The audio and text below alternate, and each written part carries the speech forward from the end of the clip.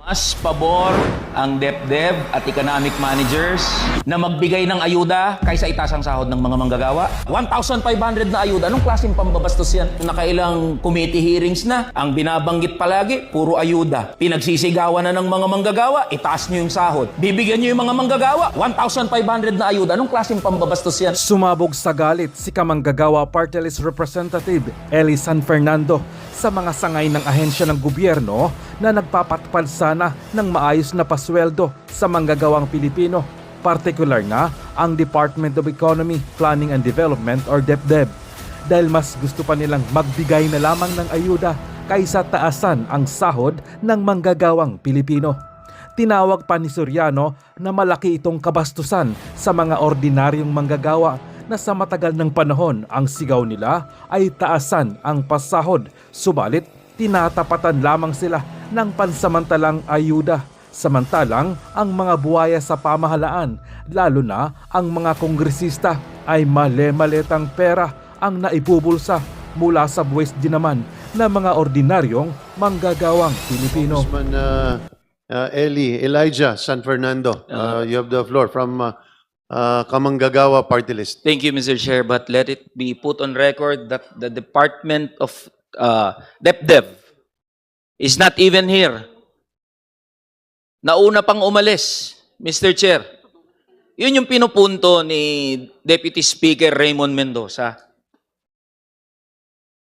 Na hindi prioridad ng executive at ng administrasyon ang mga manggagawa. Pero yun yung Mr. Chair, nauna pang umuwi. DepDep Secretary. Mga tanong ng mga manggagawa, nakapatungkol sa DepDep . Also, Mr. Chair, let it be put on record na nauna ring umuwi. Ngayon lang nagpakita si Secretary Go. Ngayon lang nagpakita pero naunang umuwi. Lagi nga nating nakikita sa mga committee hearings, Mr. Chair, si Yusek Adriano. Dapat may promote na nga si Secretary Adriano, si Yusek Adriano . Ang punto lang dito, Mr. Chair, nag-prepare kami ng mga tanong na naka-address sa DepDep, sa economic managers, lalong-lalo na sa DepDep, dahil yan ang lead agency na nakatoka na magbigay ng mga rekomendasyon patungkol sa national economic policy natin. At wala sa current national economic policy, wala ni isang statement, Mr. Chair. Walang kahit anong policy recommendation, walang kahit anong policy statement, walang kahit anong intervention sa mga wage earners natin, particularly minimum wage and middle income earners. Pinagmamalaki ng executive at ng administrasyon, nagbibigay sila ng ayuda. Pero hindi lahat ay nabibigyan ng ayuda. Nagpapasalamat ang mga transportation workers na nabibigyan sila ng ayuda. Pero hindi lahat ng transportation workers nabibigyan ng ayuda. Pero anong tindig ng administrasyon sa mga manggagawang minimum wage earners at sa mga middle income earners? Naiwan sa kangkungan. Walang intervention ang gobyerno. Walang kahit anong pronouncement ang administrasyon. Natulungan man lang ang mga minimum wage earners.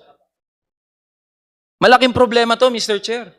Dahil tayo, handa tayo, kahit abutin pa tayo ng madaling araw dito, okay lang sa amin. Nananawagan nga kami ng TUCP, magkaroon tayo ng emergency session . Para lang mapag-usapan yung sahod ng mga manggagawa. Tapos anong maabutan natin? Mga sekretary mismo na uunang umuwi. Anong mensaheng pinaparating yan sa mga manggagawa? Na kahit nasa gitna tayo ng krisis, nasa gitna ng pagdurusa ang mga manggagawa at ordinaryong Pilipino, nasaan ang mga sekretary natin? Anong pronouncement ng gobyerno sa mga wage earners natin? Wala tayong marinig. And this is exactly the platform, Mr. Chair. Pasensyoso ang mga manggagawa. Maintindihin ang mga manggagawa. Nag-antay nga kami hanggang ganitong oras . Para lang makausap yung mga economic managers natin na alam ng labor movement na nangunguna rin na humaharang sa any wage increase. Economic managers ang pumatay sa legislated wage increase 200 pesos. At alam din ng labor movement na economic managers ang nasa likod ng hindi pag-usad ng National Minimum Wage Bill, House Bill number 8081, dito sa House of Representatives. We all know that. And this is the platform, the right platform, Mr. Chair, for us to talk with them and implore them. Now, sana man lang mapag-usapan natin yung sahod ng mga manggagawa. Sa Uplift Committee, walang dole. Nakailang committee hearings na, ang binabanggit palagi, puro ayuda. Pinagsisigawan na ng mga manggagawa, itaas nyo yung sahod. Bibigyan nyo yung mga manggagawa, 1,500 na ayuda. Anong klaseng pambabastos yan, Mr. Chair? Parang namamalimos yung mga manggagawa. 1,500, 3,000 pesos na ayuda. Magkano yan? Arawan. Kung bibigyan nyo ng ayuda mga manggagawa ng 1,500, ang kahulugan niyan, 50 pesos per day. Tanungin ko kahit sino. Dito, sa bulwagang ito, may mabubuhay ng 50 pesos kada araw? Sino bang pinaka-apektado? Sinasabi, Mr. Chair, ng Uplift Committee na priority yung mga pinaka-apektadong sektor ng ating lipunan. Ang mga minimum wage earners at middle income earners natin ang isa sa pinaka-apektadong sektor ng krisis na meron tayo ngayon, Mr. Chair. Sino ba ang mga sumasakay sa jeep, sa bus? Di ba mga minimum wage earners, mga middle income earners? Alam ba ng mga sekretarya natin? Ng mga minimum wage earners natin? Yung mga waiter, yung mga security guard, yung mga pumapasok, mga nag-a-assist sa atin dito, mga minimum wage earners, pumapasok, nakamotor yung mga yan. Nagpapagas, nagpapakarga ng diesel, nagpapakarga ng gasolina. Yung 300 piso na mga minimum wage earners natin, dati kayang pumuno niyan ng motorsiklo. Ngayon, magkarga ka ng 300, maswerte ka na kung umabot ng kalahati. Alam ba yan ng department ng DepDev? Alam ba yan ng DOF? Alam ba yan ng economic managers? Nabubuhay kayo lahat sa simulation nyo. Hindi nyo alam ang tunay na buhay at karanasan ng mga manggagawa at ordinaryong Pilipino. Yan ang pinupunto namin. Tapos anong sasabihin nyo? Gawin nating priority ang mga pinaka-apektadong sektor ng ating lipunan. Mga manggagawang wage earners yan. Yun ang pakiusap namin ng TUCP. Kausapin nyo man lang ang mga manggagawa. Kausapin nyo man lang kami, apektado rin kami. Pero walang kahit anong intervention. Sinong sasagot ngayon, Mr. Chair, sa tanong namin? Wala dito yung DepDev. Hindi man lang nagkaroon ng hiya na mag-iwan ng kahit na assistant dito, Mr. Chair. Mr. Chair. Para masagot yung aming mga tanong. Wala na sasagot. If I may, Kong Eli, no? They both secretaries have asked permission earlier this morning pa because they have an urgent meeting ongoing in the palace pagdating dun sa subsidy ng public utility vehicles. But in fairness to DepDev, with due respect, may iniwan sila ditong direktor at ito yung pinakamagaling daw nilang direktor. Mr. Chair, naiintindihan namin merong importante na ginagawa yung mga kalihim natin, pero hindi ba equally important din to? Tama. Di ho ba? O, ano ngayon ang sasagot? Ano ngayon ang mensahe sa mga manggagawa nito? Naghihiring tayo, wala dito yung mga pinakapinuno ng mga ahensya. O ano pag-uusapan natin? Di wala na, magkaantay na naman yung mga manggagawa. Mr. Chair, dahil kayo na pa nag-aantay, so baka po pwedeng tanungin natin DepDev, Mr. Chair. Baka meron pwedeng isagot yung DepDev dito sa mga katanungan natin, sa mga ni-raise natin. Numero 1, bakit walang kahit anong pronouncement ang gobyerno sa mga wage earners natin, particularly minimum wage and middle income earners? Okay. Mr. Chair, if I may, Director Des Narvaez from DepDev. So first, Mr. Chair, I'd like to answer the question on why we don't have DOLE at the Uplift Committee. So we do recognize that DOLE, we are actually very few in the Uplift Committee, and we're focusing on the core agencies, core implementing agencies, but we do recognize that Uplift Committee is given the authority to form subgroups, subcommittees, and we are open. No, we are looking into inviting, forming a committee, no, involving DOLE. In terms of measures for the labor sector, you're right, Mr. Chair. Currently, we are prioritizing, so the economic managers are prioritizing the severely affected sectors. And incidentally, many of them actually are also wage earners. In terms of other concrete measures, we are currently focusing on ensuring that we protect the job creation. As much as possible, we would want to minimize job losses because as presented by the Secretary earlier, we do expect if the war lingers, it becomes protracted, we do expect some fallout also in the labor sector. And the priority now, apart from taking care of the severely affected sector, the priority is to precisely minimize job losses. Mr. Chair, naiintindihan ko naman ho yung line of answer ng DepDev. Ang swerte ho ng mga malalaking negosyo sa totoo lang, DepDev.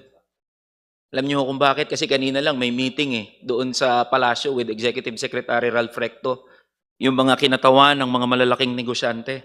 Buti pa ho yun, may assurance kayo. Kasi ang pinupunto ho ng DepDev, Mr. Chair, kailangan daw proteksyonan yung job creation at hindi magdulot ng job losses sa ekonomiya natin. Ipinagpapalagay at ina-assume ho ng DepDev at ng economic managers natin na yung pag-uusap ng kahit anong taas sahod ay magdudulot ng karagdagang pagkawala ng sahod. Willing nga kaming debatihin kayo sa plenaryo tungkol dyan. Pero napakaswerte ho ng mga malalaking negosyante at mga oligarko, may tagapagtanggol sila. DepDev at mga economic managers natin. So, pwede ho bang makakuha tayo ng sagot sa DepDev at economic managers natin? Is it your policy position not to include wage earners in your policy recommendations? Mr. Chair, if I may, as mentioned, it's not that we do not intend to include the labor sector. As mentioned, we are currently prioritizing the severely affected sectors. So, kailan nyo po iimbitahan? Kailan nyo po i-recommend man lang yung mga manggagawa na makausap? Hindi kami nakakausap. Hindi kami na-invite sa kahit anong usapan, yung mga manggagawa, wage earners. Okay. Baka natatakot pagalitan mo.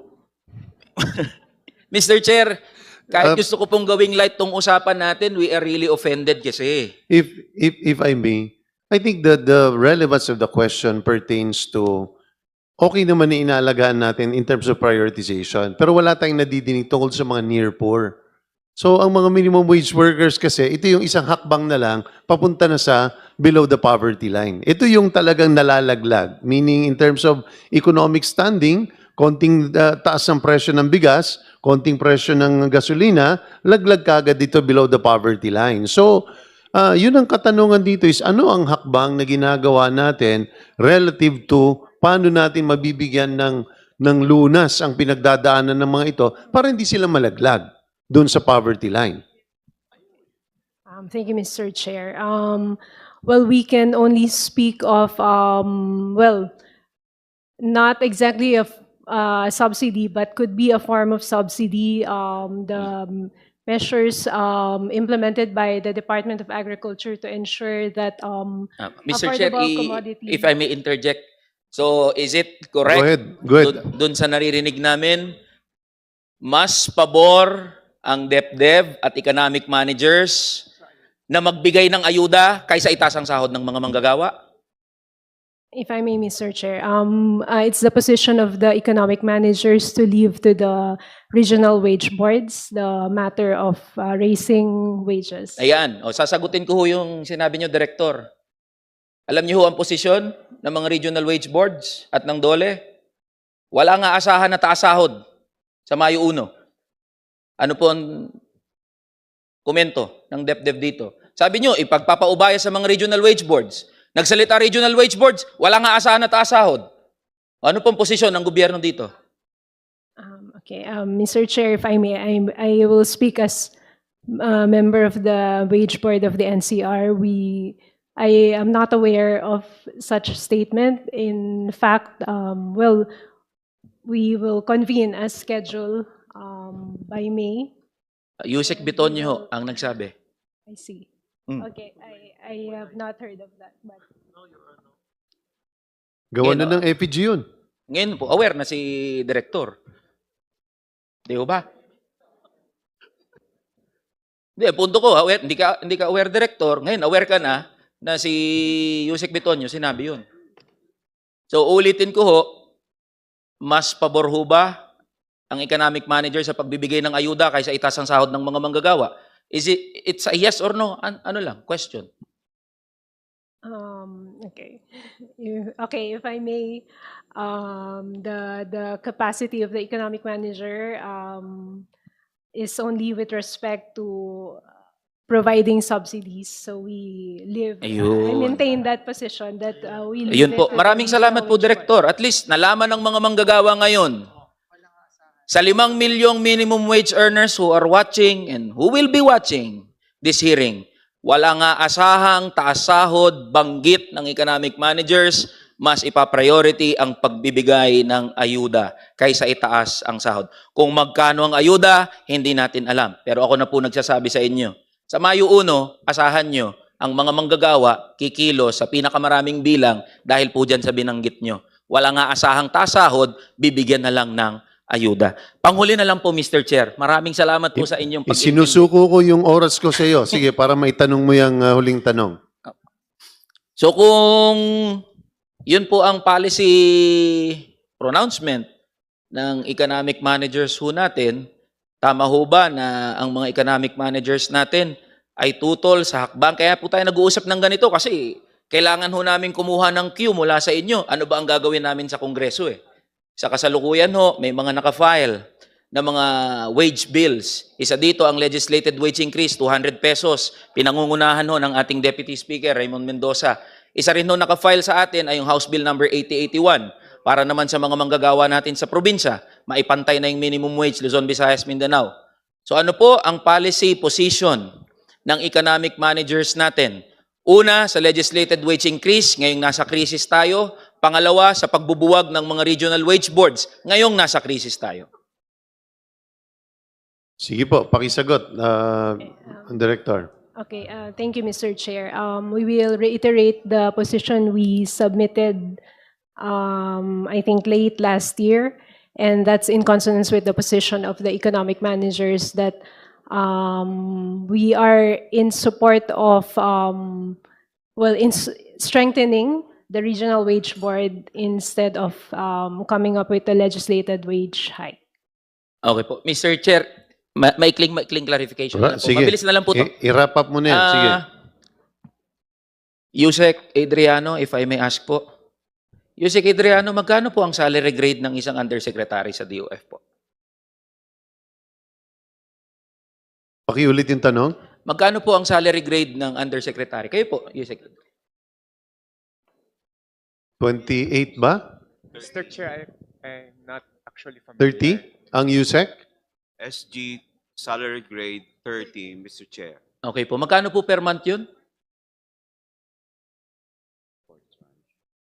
Okay, for salary grade 30, that is 218,237 218,000 po. based on this okay po. table that we have. Director, tranche. Director, magkano po salary grade nyo, Director? 26. if I'm Magkano not po per mistaken. month yun? That would be 137. 37. Ayun po ang punto ko, Mr. Chair. Karamihan ho, ang mga opisyal ho natin, kumikita, sumasahod, 200,000-300,000 kada buwan. Kaya hindi nila alam mabuhay gaya ng isang minimum wage earner, lalong-lalo sa panahon ngayon na may krisis tayo. At ang maririnig natin sa economic managers, bigyan na lang ng ayuda ang mga minimum wage earners kaysa itaas yung sahod nila. Ganyan ka-detached sa realidad ang mga economic managers natin. Maraming salamat po, Mr. Chair.